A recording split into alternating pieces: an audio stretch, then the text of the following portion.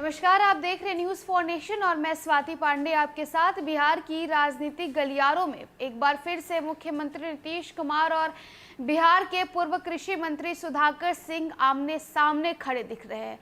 दरअसल बीते दिनों मुख्यमंत्री नीतीश कुमार जब पटना में जननायक कर्पूरी ठाकुर के पुण्यतिथि पर उन्हें श्रद्धांजलि देने पहुंचे थे और तब मीडिया कर्मियों ने मुख्यमंत्री नीतीश कुमार से सुधाकर सिंह के बारे में सवाल पूछा था और मुख्यमंत्री ने कुछ यूं जवाब दिया था और कहा था कि अरे वो तो बोलते ही रहेंगे ना, नहीं बोलेंगे तो पार्टी वाला नोटिस कैसे लेगा, वो तो पार्टी के नेता है, हम तो जनता के नेता है। अब इन सारे बातों पे आपको बताएं, सुधाकर सिंह ने मुख्यमंत्री नीतीश कुमार को जवाब दिया है और एक चिट्ठी लिखा है। चिट्ठी लिखते हुए सुधाकर सिंह कहते हैं कि कल आपके द्वारा मेरे प्रति दिए गए वक्तव्यों के बारे में एक बयान सुना है। आपको बताते हैं पहले वो चिट्ठी, जिस चिट्ठी में मुख्यमंत्री नीतीश कुमार के ऊपर किस तरह से सुधाकर सिंह हमलावर होते नजर आ रहे हैं। सुधाकर सिंह लिखते हैं, प्रिय श्री नीतीश कुमार जी, मेरे द्वारा किसानों के मुद्दे पर उठाए जा रहे सवालों पर कल आपके द्वारा दिए गए वक्तव्यों की जानकारी मिली। राज्य सरकार के मुखिया का दायित्व होता है कम से कम बुनियादी स्तर की ईमानदारी और राज्य के लोगों के प्रति कर्तव्य निष्ठा रखना। पहले तो शक होता था कि आप में इसकी कमी है, मगर अब आपके द्वारा कही गई मनगढ़ंत बातों को सुनकर यही लगता है कि आपके राजनीतिक जीवन में कर्तव्य निष्ठा और ईमानदारी का कोई अस्तित्व ही नहीं है। कोई नीतिगत मुद्दे पर तार्किक सवाल कर दे तो आपका एक ही घिसा पीटा जवाब होता है कि सवाल पूछने वाले को कुछ नहीं पता है। खैर, आपके जैसे प्रकांड विद्वान के सामने हमारी क्या बिसात। चूंकि हर सवाल और हर मुद्दे पर आप यही राग अपनाए रहते हैं कि बहुत काम हुआ है, इसलिए आप ही के सरकार के द्वारा जारी किए गए आंकड़ों के साथ बिहार की खेती किसानी से जुड़ी कुछ बातों का जिक्र कर रहा हूं।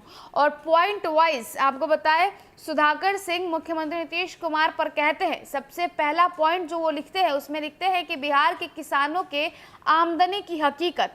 दूसरे एवं तीसरे कृषि रोड मैप में बिहार के किसानों की आमदनी बढ़ाने का लक्ष्य रखा गया था। किसानों की आमदनी बढ़ी क्या? 24 मार्च 2022 को संसदीय समिति द्वारा संसद में पेश किए गए रिपोर्ट के अनुसार सबसे ज्यादा कमाई मेघालय के किसानों की है। यहाँ के किसान हर महीने औसत 29,348 रुपए कमाते हैं। वहीं पंजाब के किसान हर महीने 26,701 रुपए कमाते हैं। लेकिन बिहार के किसान परिवारों की औसत मासिक आय देश के 27 राज्यों की तुलना में सबसे नीचे स्तर पर है और बिहार का प्रत्येक किसान परिवार हर महीने औसतन 7,542 रुपए ही कमाता है। यानी पंजाब के किसानों की औसत आय से बिहार के किसानों की आय 1/4 है। सेकेंड पॉइंट में लिखते हैं, पैक्स के द्वारा धान खरीद की सच्चाई। बिहार सरकार धान पैक्स के माध्यम से खरीद करती है। धान की कटाई अक्टूबर के महीने में होती है और पैक्स धान खरीद दिसंबर में करती है। किसानों का धान पैक्स द्वारा समर्थन मूल्य से कम खरीदा जाता है। इसके बावजूद भी बिहार सरकार द्वारा धान खरीद का काम लक्ष्य निर्धारित कर देने और अनुपात को घटा देने के बाद पैक्स एक तय सीमा तक नहीं, आपको बताया, किसानों से धान खरीद करती है। जो थर्ड पॉइंट लिखते हैं उसमें लिखते हैं कि बिहार में कृषि क्षेत्र का विकास। बिहार राज्य की जीडीपी में कृषि का योगदान लगभग 18 से 19% है, लेकिन कृषि का अपना ग्रोथ रेट लगातार कम हुआ है। साल 2005 से 2010 के बीच ये ग्रोथ रेट 5.4% था। 2010 से 14 के बीच 3.7% हुआ और अब यानी 2023 की अगर बात करें तो 1 से 2% के बीच है। अगर असल विकास दर के हिसाब से देखें तो यह ग्रोथ रेट नेगेटिव में है, क्योंकि जिन फसलों की वैज्ञानिक पद्धति से फसल कटाई होती है उन फसलों में प्रगति नकारात्मक है। जो फोर्थ पॉइंट लिखते हैं उसमें लिखते हैं, कृषि रोड मैप का छिंझोरा। 2012 में जब दूसरा कृषि रोड मैप लागू किया था तब बिहार में कुल खाद्यान्न उत्पादन 1077 लाख टन था, जबकि 2022 में यह 1,76,00,000 टन है, जो कि 10 सालों के बाद 1 लाख टन कम है। जो फिफ्थ पॉइंट लिखते हैं उसमें लिखते हैं, भूमि अधिग्रहण में मिल रहे मुआवजे की असलियत। बिहार में कई परियोजनाओं के लिए किसानों की जमीन सरकार द्वारा खरीदा जा रहा है, पर सरकार किसानों को उचित मुआवजा नहीं दे रही है। बक्सर के किसानों द्वारा मुआवजा मांगने पर रात के अंधेरे में किसानों के परिवार पर पुलिस के माध्यम से लाठी चलवाई जाती है। बक्सर के किसानों की जमीन सरकार द्वारा 2022 में 2013-2014 के रेट पर लिया जा रहा है।